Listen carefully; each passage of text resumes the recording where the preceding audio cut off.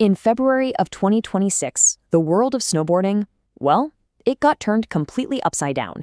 We witnessed a revolution, a total takeover that changed the sport for good.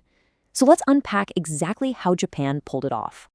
I mean, after the men's halfpipe final at the Milano Cortina Olympics, the headlines all said the same thing.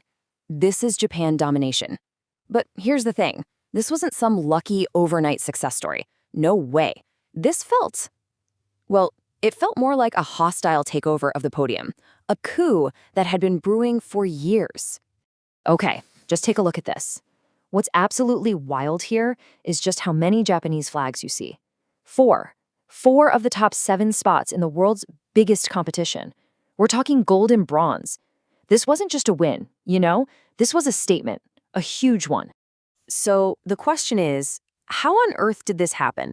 I mean, how did a nation that was, let's be honest, a non-factor when the sport first hit the Olympics, manage to completely conquer it? Well, to understand that, we've got to look past the scores.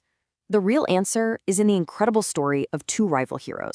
Right, so we're talking about a tale of 2 heroes, the new king and the wounded god. And this whole victory, it wasn't about just one guy having a perfect run. Not at all.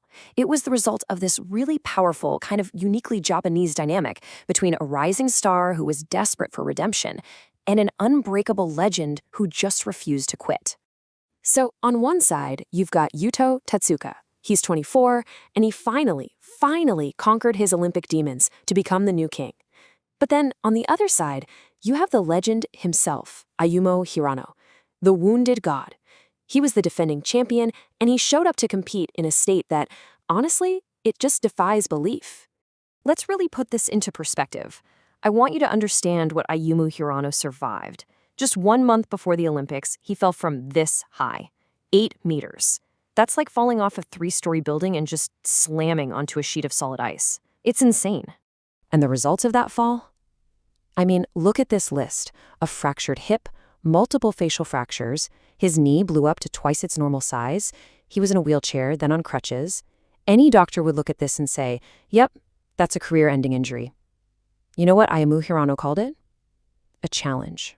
And this quote from his biggest rival, the legend Shaun White, really tells you everything you need to know.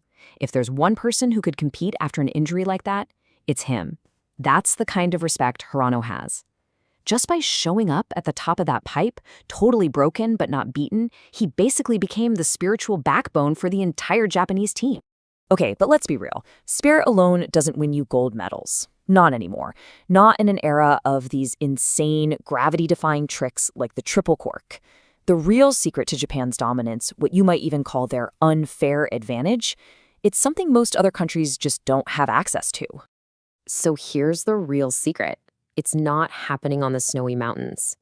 The key is that Japanese riders are perfecting their most dangerous, most mind-bending tricks long before they ever have to risk their necks on actual snow.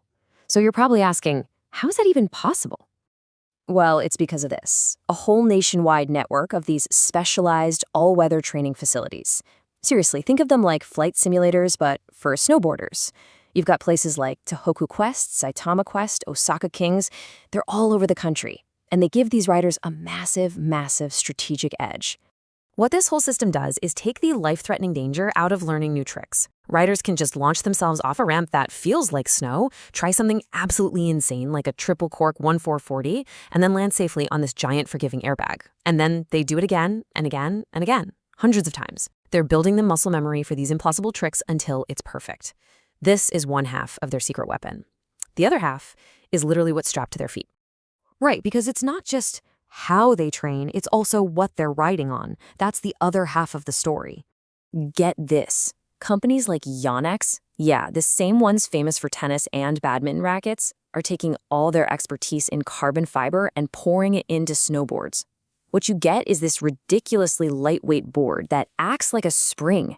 It literally launches riders higher out of the pipe, giving them that extra split second of airtime they need to pull off these crazy rotations. So, you put it all together, the human spirit, this revolutionary training infrastructure, and the cutting-edge tech. This isn't just about winning a few medals. No, this combination has completely changed the entire global landscape of snowboarding. Just look at this journey. Back in 1998, at the Nagano Games, in their own backyard, Japan's top rider finished 28th. They were nobody. They were barely on the map. Now, fast forward through this incredible rise, and by 2026, it's total domination. In less than 30 years, Japan went from being a complete non-entity to the undisputed superpower in men's halfpipe. It's incredible. And the numbers don't lie, especially when you look across all the snowboarding events. The old American empire, the one built by Shaun White, is really struggling. We're talking 0 medals in men's halfpipe for the second Olympics in a row. Meanwhile, Japan hasn't just had a good run. They've built a sustainable dynasty. And the scariest part for the rest of the world, the gold medalist, Yuto Totsuka, is only 24, and the bronze medalist, Rusei Yamada, is just 19 years old. This era of Japanese dominance, yeah, it's probably just getting started. So all of this leaves us with a really big, kind of controversial question. Japan has, without a doubt, engineered an incredible system for creating champions. But as these super technical tricks become the standard, the price of admission just to get into the finals, are we watching the sport being perfected? Or are we watching the creative soul of snowboarding kind of die a little? I'm curious. What do you think?